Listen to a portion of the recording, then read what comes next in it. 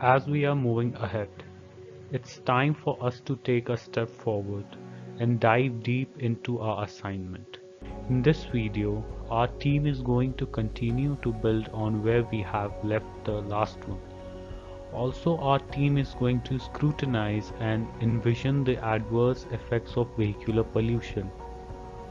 This video entails the congregation of entirety of our team to consolidate on a solution that is apposite on top of being easily procurable.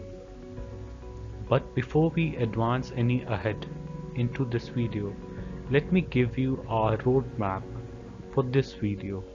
The upcoming panels in this video are majorly segregated into two parts, and these two are the rudimental sections of design thinking.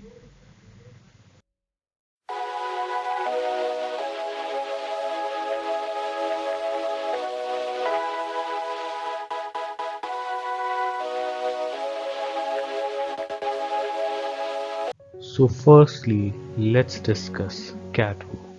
As its name suggests, it is a word of 6 letters which here represent the 6 stakeholders involved, who are the key members for any project. The stakeholders are the customers, the actors, the transformation, the worldview, the owners, and the environmental constraints.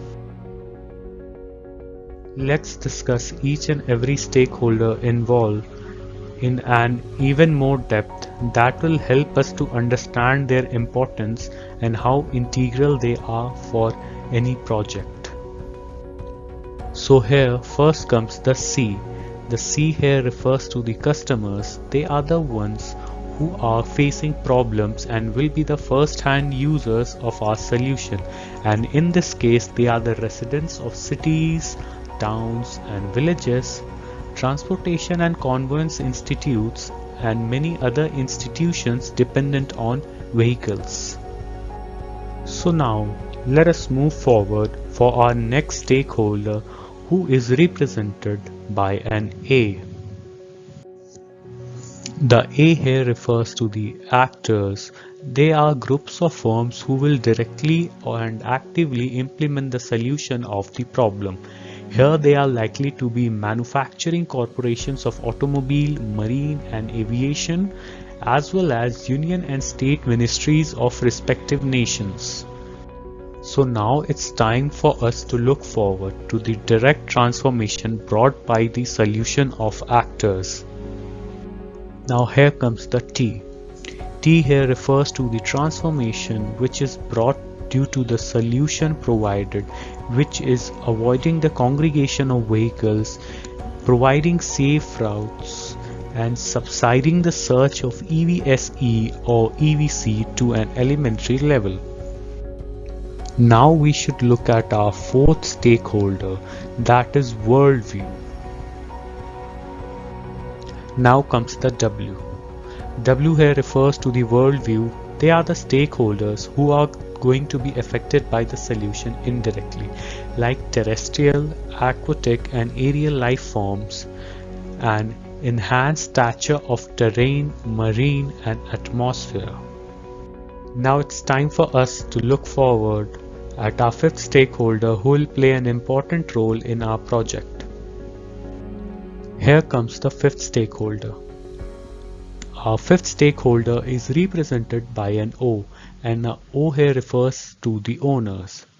Owners are the stakeholders who funds the solution and have the authority to guide or block it. They can be entrepreneurs, business tycoons, firms, and government institutions. Now it's time for us to shift our focus to our last stakeholder. Now our last stakeholders is represented by an E.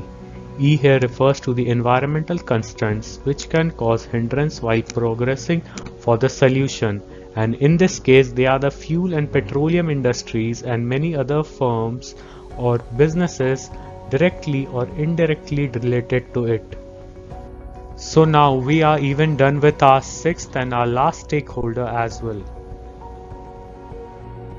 With this, we mark the end of first half of our video.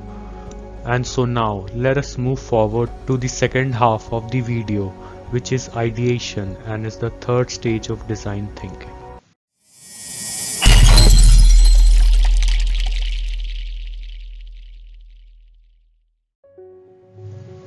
Ideation is a creative process where designer generates ideas in a session. It is the third stage in the design thinking process. Participants gather with open minds to produce as many ideas as they can to address a problem statement in a facilitated, judgment-free environment.